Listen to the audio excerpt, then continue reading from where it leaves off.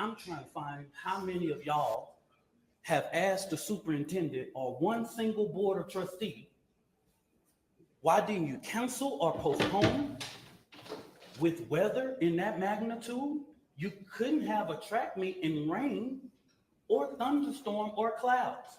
Y'all are the media. Ask your journalists, your weather journalists, how the weather was that day and that time. Y'all do that research.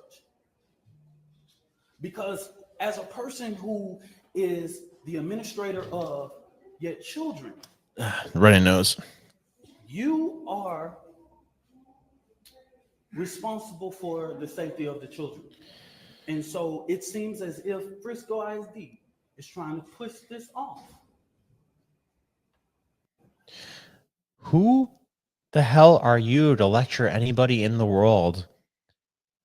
You scumbag. Like, if you don't know who this guy is, hopefully you've heard, hopefully the entire world knows already. This guy, Dominique Alexander, went to jail before for beating the shit out of a 2-year-old, for headbutting a woman that he was dating. And then I think there was some, what was it, forgery or something in there, like some other nasty crimes. But you could just see the evil radiating off of him. So I don't know who anointed him to be the representative of the family here, why he just swooped in and started saying like hate-fueled rants. But then you got the mother here acting like she's a victim when this other kid's parents had to fucking bury their son last week. Like, again, this feels like they're trying as hard as they can to start a race war. Look. In wake of this tragic incident, our family has been under attack. Whatever you think what happened between Karmelo and the Metcalf boys, my 3 younger children, my husband, and I didn't do anything to deserve to be threatened, harassed, and lied about.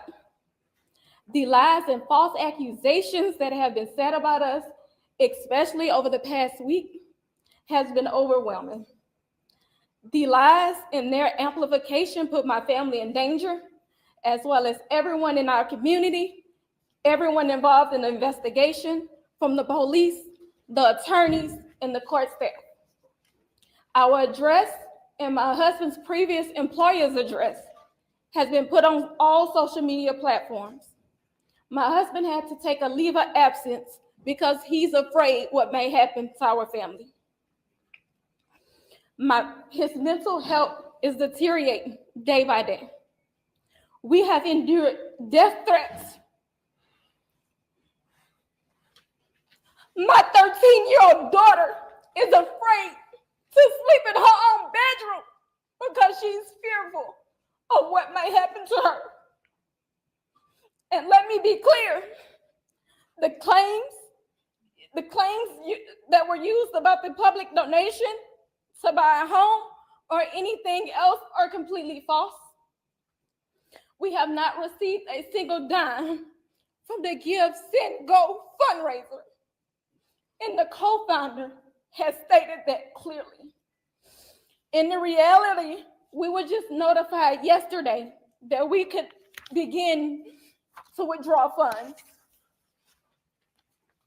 And it still takes several days to receive those funds once a request is made. I don't know why we are being targeted and discriminated against before a fair trial. Our son deserves the same rights under the law that everyone is afforded to.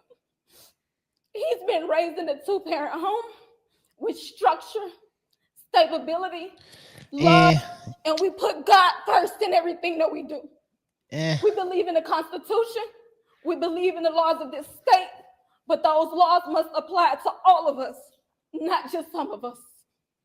To be clear, we will not speak publicly about specific details of what happened under the tent on that rainy and awful day. There's an active investigation that everyone involved wants to be full and fair. We believe in the legal process, and that is where the truth will come out. To the family who experienced the loss, my heart truly goes out to you. To those who have supported my family, thank you from the bottom of our hearts. We ask for your continued support, patience, and prayers as we navigate this difficult process. Thank you. All right, so it's tough to watch, and it sucks, but that's not all true, obviously. How stable of a household could it be with you say you put God first, and why is your son's initial snap reaction to stab somebody in the heart with a knife when they feel physically challenged? Okay, yeah, punch him in the face, fine, whatever. You beat the shit out of him, fine, whatever. But clearly wasn't all right there. Clearly wasn't a solid upbringing if the initial reaction was to stab him in the heart. So yeah, I'm sure a lot of stuff she said is true in terms of them being harassed and being doxxed and everything. But you are not the primary victim here, lady. You still have your son. He might spend a good amount of his life in jail, but it's nowhere near as tragic as you being on the receiving end of having a murdered son. And then on top of that, last night, the freaking guy, his house was doxxed. Well, actually, I should even start with Metcalf Police. So you got this. Let me share this one. So first, this guy's so Metcalf's father shows up at the family press conference. The police escort him out of there. And this that minister guy who beat the shit out of a 2-year-old, he was complaining about that, saying it was disrespectful. Dude,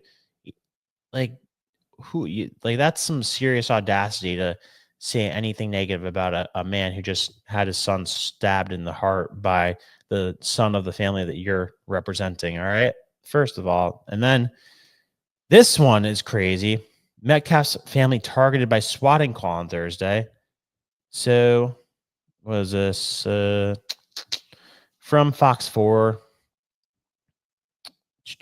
Frisco police were called to the home of 17-year-old stabbed victim Austin Metcalf's family on Thursday. Police later described the call as swatting. Metcalf was stabbed and killed by a track meet April 2nd. The family of the murder suspect, 17-year-old Karmelo Anthony, held a news conference earlier in the day on Thursday. Swatting call at home of Austin Metcalf's family. Is this the dad talking about? Is this might be right after it happened, or that might be in response to last night? Let's see quick. Well, Jeff, I don't believe any parent should ever have to bury their child, and my son is just crushed, and I feel for him now. And yeah, I think that's the initial interview.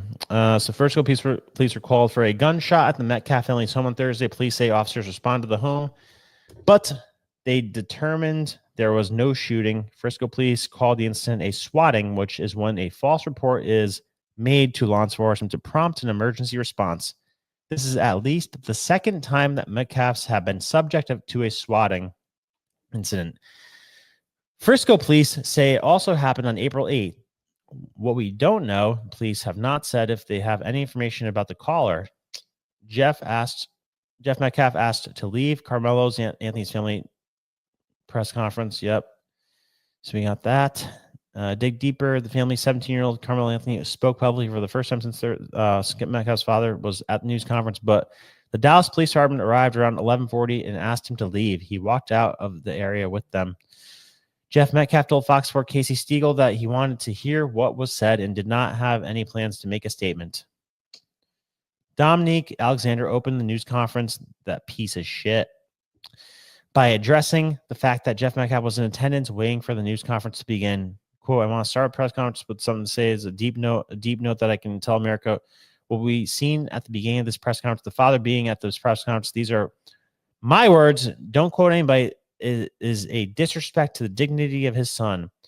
Dude, who the fuck are you talking to? Are you, and I'd have to just go on X right now and ask, what the hell is this guy's relation to anything to do with this? Why is he even near this? Let's see. Let's ask Grok. I haven't even looked into that yet, but why is Dominique Wilkins involved in this thing? Let me look at that. Or Dominique Wilkins. Why is Dominique Alexander? Why is Dominique Alexander involved with Karmelo Anthony family?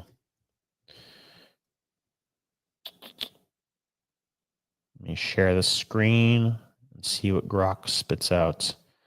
Because I have been wondering that, but I haven't looked into that, to be honest, yet. So let's do that right now. Let's do it live.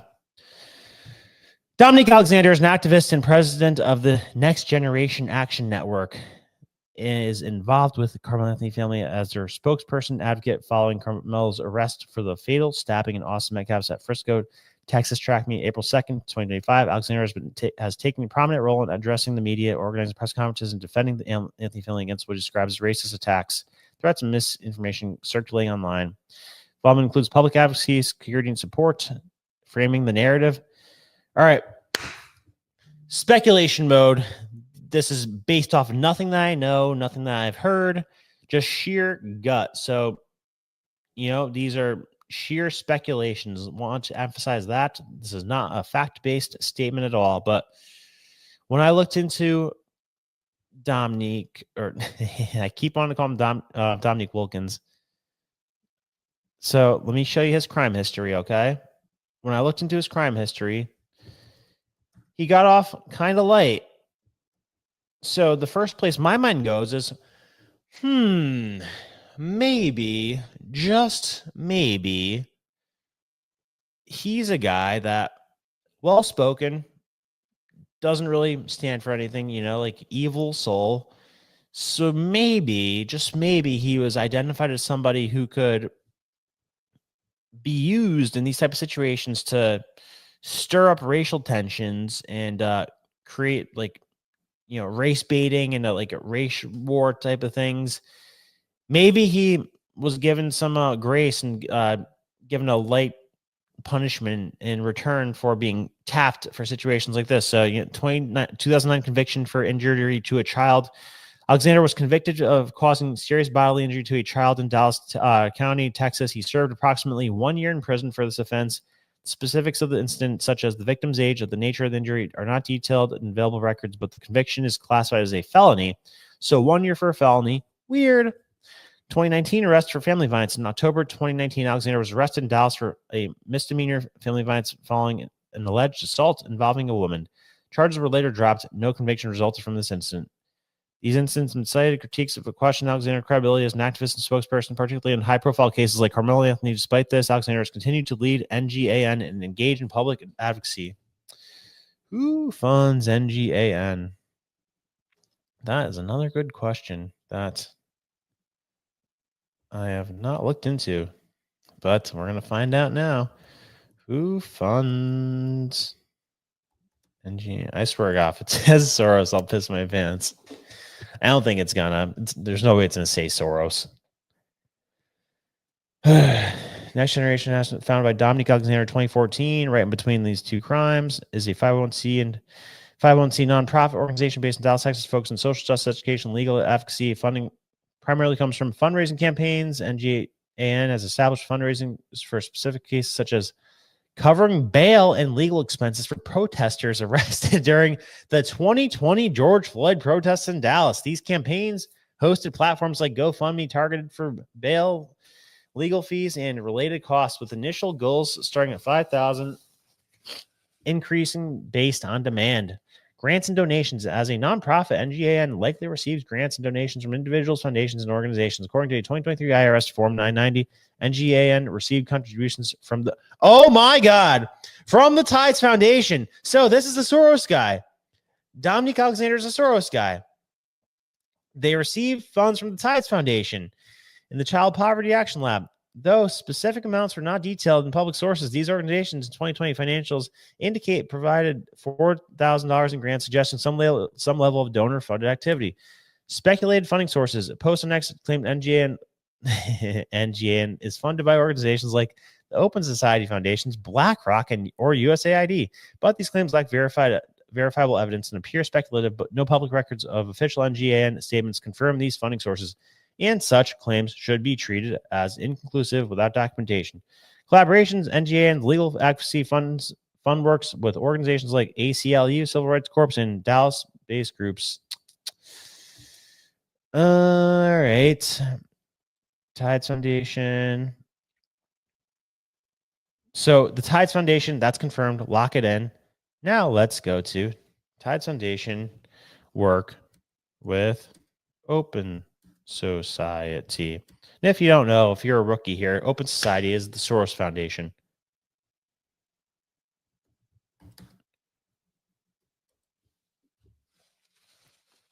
Well, this loads. I'm going to blow my nose because I have a little runny nose for some reason. Didn't happen all day, but I don't know what's happening now.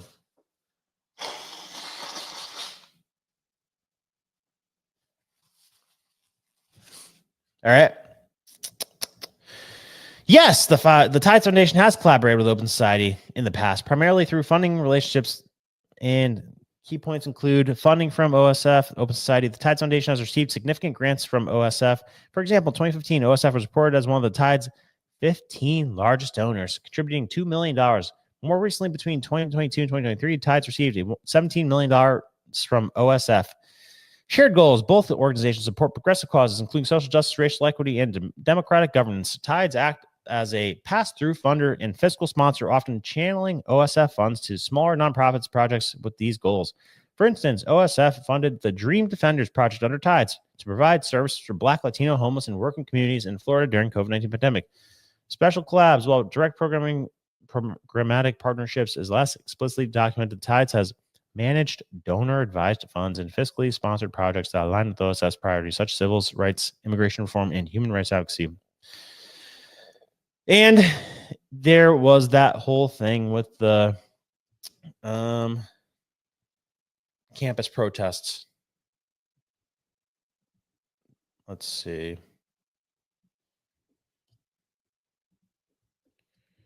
(2024) campus Palestine protests. I vividly remember seeing that they had a whole map for this one. Let's see if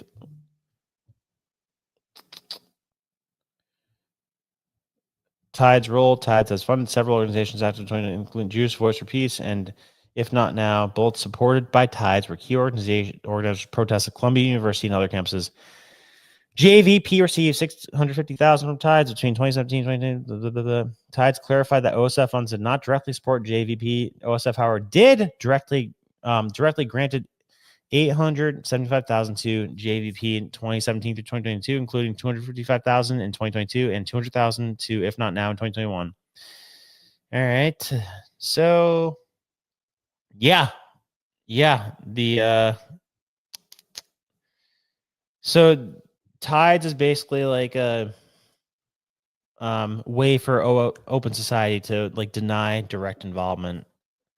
But wow, I felt it. I didn't know it already, but it's good to know that this piece of shit, Dominique Alexander, is basically funded by Soros because he started this nonprofit that gets a lot of money from the Tides Foundation. Do you know anything about nonprofits and NGOs that basically are agents of chaos?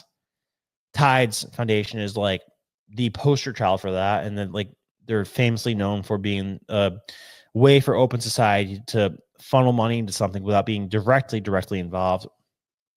Wow, I'm glad we got that cleared up. What do you guys think of that?